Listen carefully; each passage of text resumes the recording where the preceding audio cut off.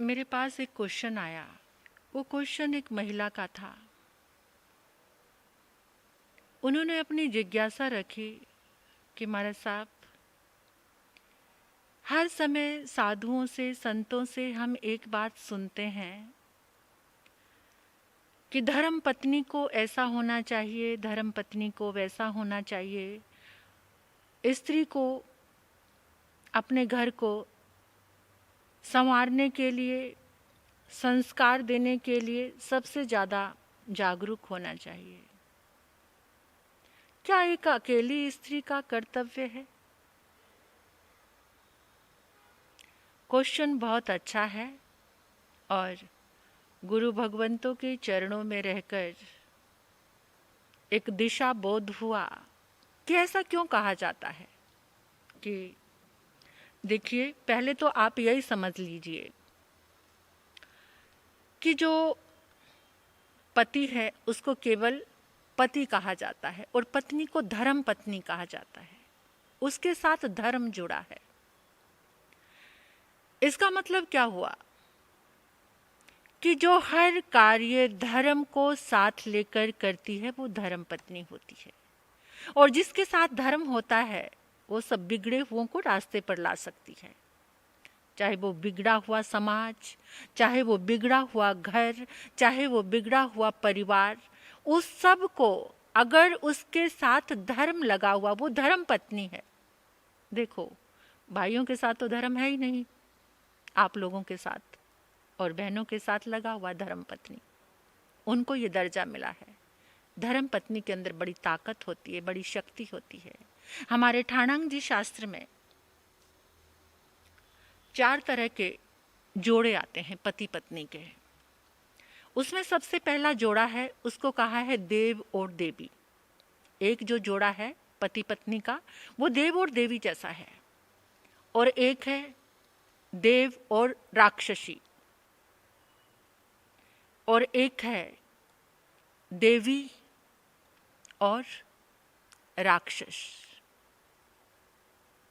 और एक है राक्षस और राक्षसी।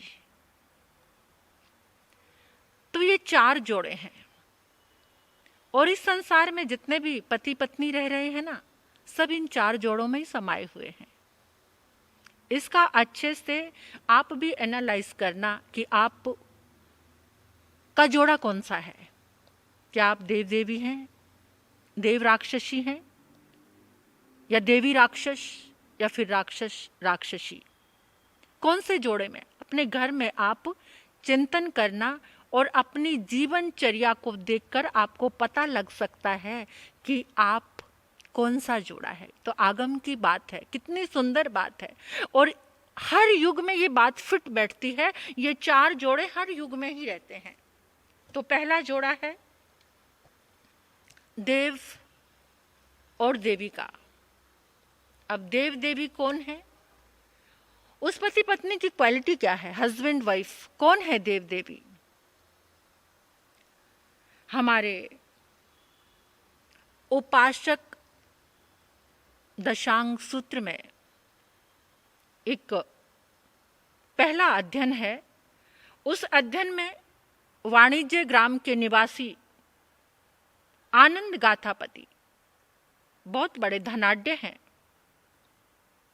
एक दिन उन्होंने सुना कि सारे नगरी के लोग बाहर जा रहे हैं। क्यों जा रहे हैं? नगर के बाहर वाणिज्य उद्यान में भगवान का समोशरण लगा हुआ है। भगवान महावीर पधारे हैं। सबको देख के मन में भी आया कि मैं भी चलता हूँ। आप भी देखते हैं ना कि सब लोगों की दौड़ एक तरफ होती है, जब चाहे कुछ समझ ना आए लेकिन फिर भी मन करता कि हम भी जाकर देखते हैं कि ऐसा क्या है कि सब लोग उधर ही भागे जा रहे हैं। आज आप लोग सब कहाँ भाग रहे हैं आपको पता ही है। Internet, Instagram, reels, mobiles, theatre, malls, जहाँ सारी दुनिया भाग रही है। ऐसी बात नहीं है, कुछ लोग आपके जैसे धर्म स्थान की ओर भी भाग रहे हैं कि जहाँ गुरु आए हैं, चातुर्मास चल रहा है, चातुर्मास का एक क्रेज है, जाएंगे कुछ परिवर्तन होगा। ऐसे बहुत सारे लोग हैं। क्योंकि हमेशा इस धरती पर जब बैलेंस रहता है तो वो अनेकांतवाद से ही रहता है। लेकिन मोस्टली अधिकांश लोगों की रुचि आज कहाँ जुड़ गई है, उसके लिए आप सभी अच्छी तरह से समझ रहे हैं। तो आनंद गाथापति, अभी वो गाथापति है, यानी उसके पास विपुल मात्रा में बहुत बड़ी धन की उपलब्धि है उसके पास। उसने भगवान की वाणी सुनी। भगवान की वाणी सुनकर सबने कुछ ना कुछ नियम लिया और वो भी खड़ा हो गया और खड़ा होकर कहने लगा कि प्रभु, मुझे भी श्रावक के 12 व्रत का नियम दे दीजिए, पचखान दे दीजिए। श्रावक के 12 व्रत सहज एक बार सुना और अंदर चला गया और उसी के लिए वो तैयार हो गए। उस सभा में सब प्रत्याख्यान लेने के लिए खड़े हुए थे। और आज संत प्रत्याख्यान की बात करते हैं तो सब जी चुराते हैं और सब एक दूसरे का चेहरा देख लग जाते हैं। कोई तो नजरें भी नहीं मिलाते, आंखें भी नीचे किए रखते हैं। नियम से बड़ा डर लगता है, पचखान से बड़ा डर लगता है। लेकिन अगर यही बात आ जाए ना आज समाज में, महाराज साहब एक मीटिंग लें सबकी कि अध्यक्ष किसको बनना है, यानी संघ का अध्यक्ष किसको बनना है, तो सारे फटाफट खड़े हो जाएंगे। मुझे, आप देखते हैं ना जितनी लड़ाइयाँ हो रही हैं वो किसके, इन पदों के लिए तो हो रही हैं जो समाज टूट रहे हैं और समाज में जो झगड़े चल रहे हैं, जो दीवारें खड़ी हो रही हैं, जो धर्म की हानि हो रही है, सारी इस पद लालसा के लिए तो हो रही है। यहां पर भी एक रूल लागू होना चाहिए। क्या अध्यक्ष वही बनेगा जो इतना तप करेगा, इतने सामायिक करेगा, जो अपने पूरे परिवार को लेकर धर्म स्थान में आएगा, वही अध्यक्ष बनने का, वही मंत्री बनने का, यानी वही कोई पद लेने का अधिकारी है। अगर ऐसी व्यवस्थाएं समाज में चालू हो जाए तो सबकी अकल ठिकाने आ जाएगी और फिर ये सारी लड़ाइयां भी बंद हो जाएंगी। आजकल के अध्यक्ष तो केवल मालाएं, पटके डलाने के लिए, इसी के लिए रह गए। कड़वा सत्य बोल रही हूं और मुझे कोई भय नहीं है इसको बोलते हुए। लेकिन अगर एक रूल रेगुलेशन जो भी बनने वाले अध्यक्ष मंत्री उनके लिए भी हो जाए, क्योंकि जिसके अंदर धर्म करने की ताकत नहीं, वो संघ का संगठन क्या करेगा।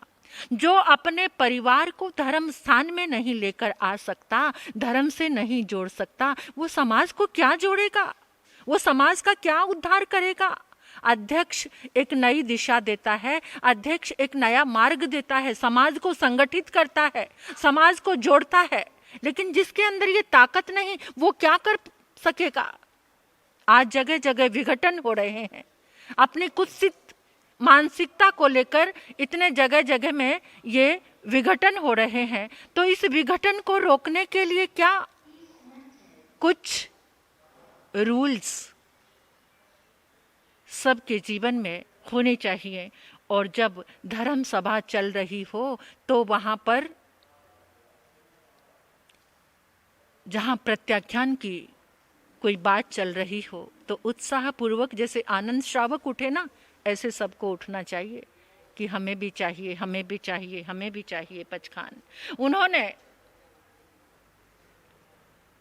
प्रत्याख्यान लिए श्रावक धर्म के, और श्रावक धर्म के हमारे यहाँ पर आता है 3 करण, 3 योग, करना, कराना, अनुमोदना, ये करण है। मन, वचन, काया, ये योग हैं।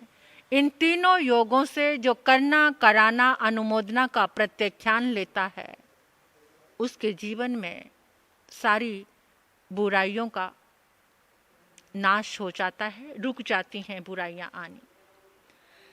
आनंद गाथापति ने खड़े होकर श्रावक के 12 व्रत लिए, घर आया, पत्नी शिवानंदा को अपने आनंद की अनुभूति जो स्वयं को हुई थी वो बताने लगे। मैंने प्रभु की वाणी सुनी, वहां क्या सैलाब था, क्या वाणी थी,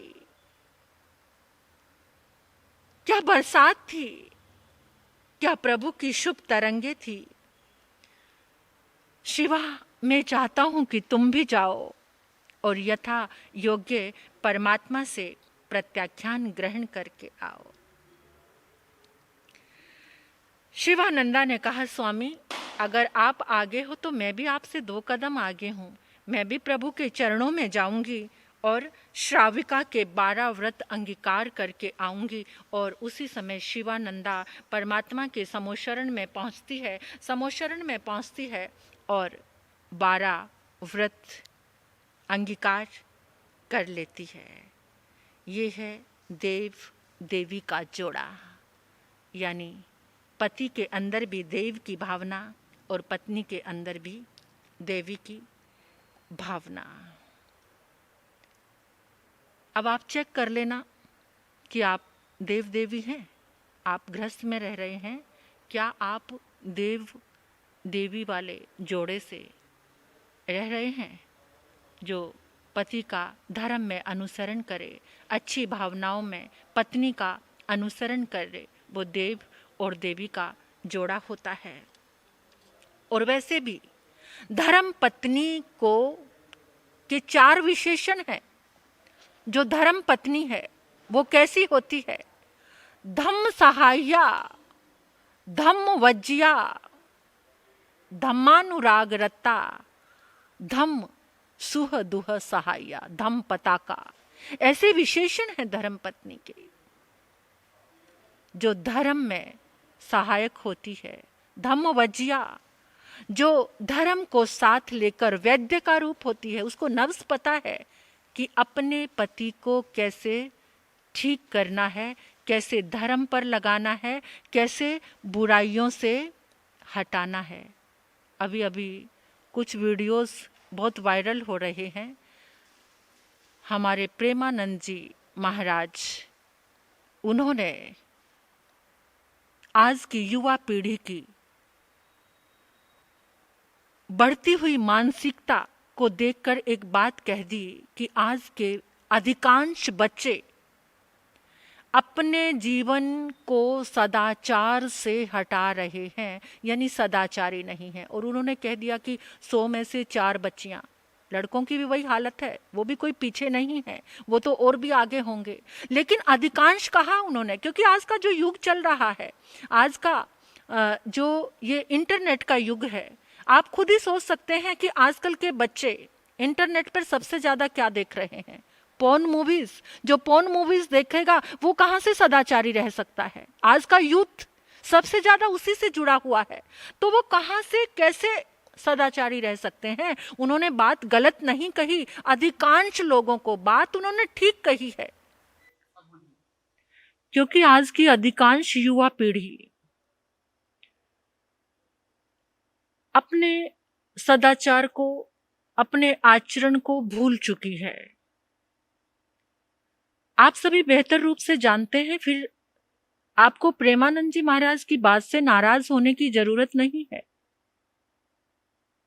ऐसा नहीं है कि सदाचार की भी कमी हो, कुछ है कुछ, लेकिन अधिकांश, मोस्टली आज के युवा बच्चे, उनके लिए सदाचार की कोई गरिमा रह ही नहीं गई है और कुछ नहीं समझते।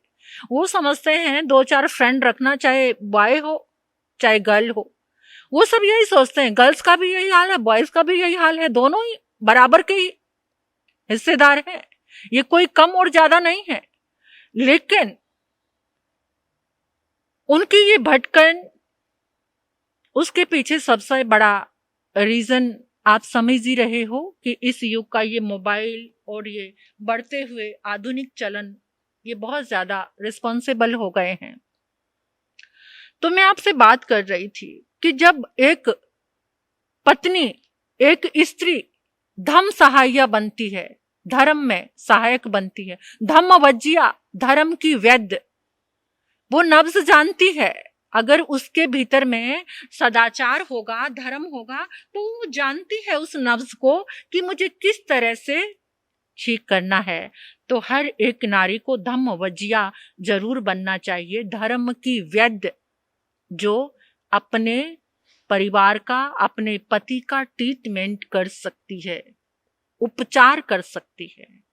धम्मानुरागरता, जो धर्म में खुद भी अनुरक्त है और अपने पति को भी पूरा प्रयास करती है कि मुझे इनको धर्म में जोड़ना है। धम्म सुह दुह सहाया, धर्म में सुख दुख की सहायिका, धम्म पताका और धर्म की पताका बनकर जो अपने घर के संस्कारों को रोशन करती है। पताका कहाँ फहराई जाती है? घर के ऊपर, चोटी पर, शिखा पर।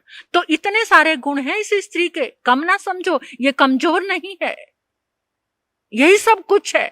लेकिन आज वो अपना अस्तित्व भूल गई है। जो स्त्री सब कुछ कर सकती है उसे पुनः अपने अस्तित्व में आकर सदाचार की खुशबू को फैलाना चाहिए। और जो मेरे समाज की बेटियां पथ भ्रष्ट हो रही हैं, जिन्होंने अपने जीवन की मर्यादाओं को त्याग दिया है, उससे समाज का, परिवार का, खुद की जिंदगी का बहुत नुकसान होता है। तो पति पत्नी का पहला जोड़ा तो आपने सुन लिया, और ये जोड़ा तभी से बनना शुरू हो जाता है जब बच्चे एक दूसरे के प्रति अट्रैक्ट होते हैं। अगर वहां पर देव देवी का भाव है तो वो जीवन में सफल जरूर होते हैं आगे चलकर। और दूसरा जोड़ा है देव और राक्षसी का। पति तो देवता के जैसा है और जो पत्नी है वो राक्षसी है। कैसे? ये भी हमारे उपासक दशांग सूत्र का ही एक अध्ययन है। महाशतक श्रावक, 12 पत्नियां पहले थी, अभी वो प्रभु के चरणों में नहीं गए थे, अभी वो श्रावक के व्रत नहीं लिए थे, अभी उनको जीवन की मर्यादा के बारे में नहीं पता था। जब तक कोई संत के समागम में नहीं आता, जब तक कोई सुनता नहीं अच्छी बातें, तब तक उनको मर्यादाओं का पता ही नहीं चलता। ये मेरे यूथ, मेरे बच्चे अगर संतों की वाणी सुनते हैं, अगर जिनवाणी सुनते हैं, संतों के समागम में आते हैं, तो उनको पता चल सकता है कि मर्यादा का कितना महत्व है और मर्यादा किस तरह से हमारे जीवन का श्रृंगार करती है। तो उन्होंने 12 शादियां रचाई महाशतक ने, फिर 13वीं शादी की। अब जो 13वीं शादी की उसका नाम था रेवती। एक दिन ऐसे ही महाशतक प्रभु चरणों में पहुंचता है, प्रभु वाणी गंगा में, वो अपने जीवन में मर्यादा कर लेता है।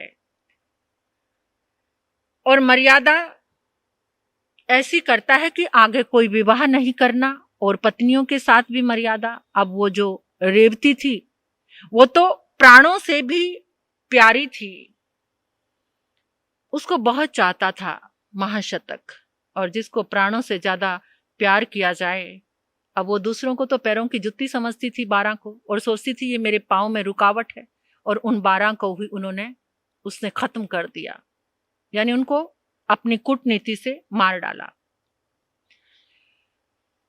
बेलगाम घोड़े को जब लगाम लग जाती है ना, तो वो बहुत अच्छे से चलने लगता है, और बेलगाम घोड़े को जब लगाम लगती है तो वो सबके लिए सुखकारी बन जाता है। महाशतक की भी यही हालत थी, उसने व्रत नियम धारण कर लिए। महाशतक श्रावक बना तो उसकी पत्नी के सुखों में बाधा आ गई, कि जो पति से सुख मिल रहा था उसे इंद्रियों का सुख मिल रहा था, जो पति से उसे जो कुछ मिल रहा था वो सब कुछ रुकना शुरू हो गया। उन सुखों में बाधा पहुंचने से वो और विकराल हो गई। अब महाशतक ने तो अपनी हर चीज में मर्यादा कर ली थी, क्योंकि सच्चा श्रावक वही होता है। देखो, उसने अपने धन में भी मर्यादा कर ली थी, क्योंकि जो एक सदगृहस्थ होता है, सच्चा श्रावक होता है, जैसे वो अपनी कमाई को 4 भागों में बांटता है। एक तो एक हिस्सा जमा करता है, एक हिस्सा व्यापार में लगाता है, एक हिस्सा अपने घर गृहस्थ में यूज करता है, और एक हिस्सा दान करता है। ऐसे श्रावक आज भी बहुत सारे सदगृहस्थ ऐसे हैं जो अपनी कमाई की मैनेजमेंट इस तरीके से करते हैं। और जहां ये मैनेजमेंट होती है ना, फिर वहां पापों की एंट्री नहीं होती, क्योंकि चाहे धन की मैनेजमेंट हो, चाहे टाइम की मैनेजमेंट हो, किसी भी चीज में, चाहे स्वास्थ्य की मैनेजमेंट हो, तो वहां पापों की एंट्री कम हो जाती है, पापों की एंट्री नहीं रहती है। तो अब वो जो महाशतक की पत्नी रेवती जब उसके सुख बंद हो गए, हर चीज में मर्यादा हो गई, तो और चांडाल बन गई। वो तो चांडाल नहीं पूरी। अब वो क्या करती है, एक दिन महाशतक पोषदशाला में बैठे थे, पोषद कर रहे थे, और उसने सोचा ये अब मेरे किसी काम का नहीं है, ना मेरी बात सुनता है, ना मेरे साथ भोग करता है, ना मेरे साथ कहीं बाहर घूमता है, अब ये मेरे किसी काम का नहीं, क्योंकि राक्षसी है वो। अब उसने क्या कहा, इसको मार डालूंगी मैं। और जहां वो पोषद व्रत कर रहे थे वहीं पर सोचती है, लोग तो सोचेंगे पति को देखने गई थी, साता पूछने गई थी, और वहां जाकर उसका गला दबा दूंगी। तपस्या करके कमजोर तो वो हो ही चुका है। ऐसे दुष्ट भावों को वो जब लेकर गई, महाशतक को तो साधना करते करते ज्ञान हो गया था, और उसने आते ही रेवती को देखकर कहा, रेवती कौन से सपने लेकर आई है? ये तेरा सपना तुझे नरक में पहुंचाएगा। मुझे मारने आई है ना, मार मुझे और फिर नरक की यात्रा करना। तू मरने के बाद तेरा आयुष्य खत्म होगा तो तू नरक में जाएगी। तेरा जीव अमुक अमुक दिन अमुक नरक में जाकर जन्म लेगा। वहां की वेदना का तुझे ख्याल नहीं। सुनकर वो तो आर्त ध्यान में पड़ गई। उधर प्रभु ने संदेश भिजवाया कि श्रावक को अगर ज्ञान हो जाए तो उसको कटु वचन नहीं बोलना, कटु सत्य भाषा का भी प्रयोग नहीं करना। तो ये जोड़ा है देव और राक्षसी का। अब आप खुद ही चेक कर लेना कि आपका जोड़ा कौन सा है, कौन सा जोड़ा है आपका। ये चेक आप खुद कर सकते हैं। और तीसरा जोड़ा है राक्षस और देवी। पति की जो वृत्ति है वो राक्षसी है, हर समय अधर्म से जुड़ा है, पाप से जुड़ा है। पत्नी बार बार समझाती है, संभल जाओ संभल जाओ संभल जाओ, अभी भी समय है। मंदोदरी ने रावण को बहुत बार समझाया, स्वामी ये आप गलत कर रहे हैं। पराई स्त्री पर नजर रखने वाला हमेशा नरकगामी होता है, दुखों को आमंत्रण देता है। तो मेरे बंधुओं समझ जाना, जो कर्म के हिसाब से आपको मिला है उसमें संतुष्ट रहना, पर स्त्री पर वासनामयी नजर कभी भी मत रखना। ये आपके कर्म ने जो दिया है, जो पत्नी आपके कर्म में थी वो आपको मिल गई। पत्नी को जो पति आपके कर्म में था वो मिल गया। जो ये गंदा खेल कितने समय से, जो गाड़ियों की चाबी एक्सचेंज और फिर पत्नी को भी चेंज करने वाले, यानी अपनी पत्नी को अपने फ्रेंड के पास भेजना, ये गंदा खेल कब से इस समाज की ऊर्जा को, शुद्ध तरंगों को नष्ट कर रहा है और मर्यादाओं को भंग कर रहा है। ऐसा जो खेल है ये विनाश को लेकर आता है। मर्यादाओं, अरे तुम्हारे भाग्य में जो मिला, सामने वाले की थाली क्यों देखते हो भाई? अपने सामने जो परोसा गया है उसको भोजन को करो और संतुष्ट रहो ना। क्यों झूठे पत्तल चाटते हो? झूठे पत्तल चाटने वाला कौन होता है? जो दूसरे की थाली में नजर रखे। कौन चाटता है झूठे पत्तल? कुत्ता और सुअर। उस कैटेगरी में तो मत आओ। कम से कम सोचो, अपनी मर्यादाओं का श्रृंगार करो और उससे जीवन को आगे बढ़ाओ। पति राक्षस वृत्ति का है और पत्नी देवी है। बार बार जगाती है, बार बार जगाती है, बार बार संयम सिखाती है, बार बार धर्म से जोड़ने का पुरुषार्थ करती है, वो देवी है। मंदोदरी, सुलोचना मेघनाथ की पत्नी अपने पति को जगाती रही। आज भी बहुत सारी पत्नियां हैं समाज में, पति को जगाती हैं, अपनी वेदना प्रकट करती हैं कि महाराज साहब कोई तो उपाय बताओ, मेरा पति भी धर्म करे। हमेशा खाना, सैर सपाटे करना, क्लब होटलों में जाना, बस यही जीवन, इस जीवन से मैं उनको वापस लौटाना चाहती हूँ, धर्म में लेकर आना चाहती हूँ। ऐसी जागरूक पत्नी एक दिन सफल जरूर हो जाती है, जो राक्षस को भी देव बनाने की शक्ति रखती है। और चौथा जोड़ा है राक्षस और राक्षसी। वहां तो बैंड बजे हुए हैं दोनों के। वो कहती तू अपनी गर्लफ्रेंड बनाएगा तो मैं भी बॉयफ्रेंड, मैं भी तेरे से कम नहीं हूं, तू मुझे क्या समझता है, तू जो काम करेगा मैं तुझसे 2 कदम आगे करूंगी। एक तेली, उसने सोचा, बड़ा खुश है और खुशी खुशी अपनी पत्नी के पास आकर कहता है, पता है तुझे, आज मैंने 13वीं पत्नी 14वीं पत्नी पसंद कर ली है। वो कहती है, आपको मेरी खुशी का पता है, मैंने 20वां पति पसंद कर लिया है। ये क्या है? ये राक्षस और राक्षसी जो अतिक्रमण कर रहे हैं अपनी जिंदगी में, अपने आचरण का, और वो पूरे समाज के लिए एक कलंक होते हैं। वो पूरे समाज में भ्रष्टाचार फैलाते हैं, वो पूरे समाज को एक नेगेटिविटी का संदेश देते हैं, वो पूरे समाज के आचरण को खराब करने के लिए तैयार रहते हैं। तो उस समय तो जब पति अपनी पत्नी के ऐसे लक्षण दिखता ना, तब कहता है, हे प्रभु इसे उठा ले। उधर से वो कह रही है, प्रभु पहले इसे उठा ले मुझसे। तो ये दोनों ही राक्षस और राक्षसी हैं, जो दोनों ही घिनौना खेल खेल रहे हैं। तो जोड़े सहित व्रत को धारण करना देव और देवी। और जहां पर पति जागरूक है, पत्नी नहीं, वो तो हमेशा भोगों में ही पड़ी हुई है, वो देव और राक्षसी।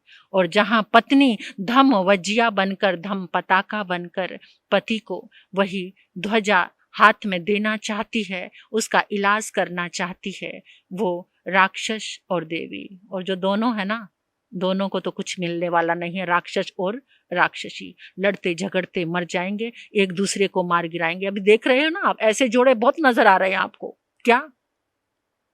कौन से? आप देखते ही आ रहे हैं, सुनते ही आ रहे हैं, वीडियो वायरल हो रहे हैं। प्रेमी के चक्कर में पति को मार डाला, प्रेमी के, राक्षसी पत्नी प्रेमी के चक्कर में पति को मार डाला। जगह जगह से ये संदेश आपको मिल रहे हैं। तो ये इसकी, जब तक वो पत्नी राक्षसी देवी कब बनेगी? जब वो धर्म सुनेगी, जब वो संतों का समागम करेगी। जब तक कुछ अच्छा नहीं सुना जाएगा। तो बहन ने जो क्वेश्चन किया कि धर्म पत्नी अपने पति के लिए क्या कर सकती है, तो ये 4 जोड़े तुम्हारे सामने हैं। तुम इसमें कौन सी पत्नी की कैटेगरी में आ रही हो, और तुम कैसे धर्म पत्नी बनकर अपने पूरे परिवार का, अपने समाज का, अपने देश का और अपने खुद के जीवन का कल्याण कर सकते हो। तो ये सुंदर नारी का चरित्र है, ये नारी का रूप है। वो जो चाहे शुरू से करती आ रही है, आज भी कर सकती है। कभी मां बनकर, कभी बेटी बनकर, कभी पुत्री बनकर, कभी देवी मैया बनकर, कभी गुरु बनकर, कुछ भी कर सकती है। नारी के पास बहुत पावर है। नारी की पावर को कम मत समझना।